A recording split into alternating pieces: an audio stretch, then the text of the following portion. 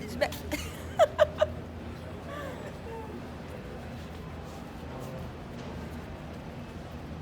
So, we're going to our booth. It's the second day of the preparation for the SEMA.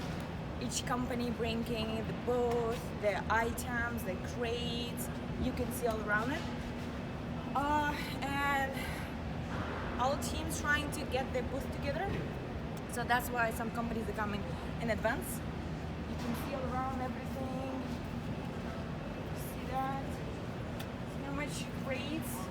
That's what the public never see. So, we're almost there. Northwest covers and Pacific Refining automotive products. It's right there. So, as you guys can see, this is all, work. This is the part of the preparation. Scott already, he's holding the installation, guys, already thinking how to do everything. But you will see it maybe in a few hours, all done, put together, both like up to 3 meters. Two companies, all shiny with LED lighting, and we'll see you soon. Bye.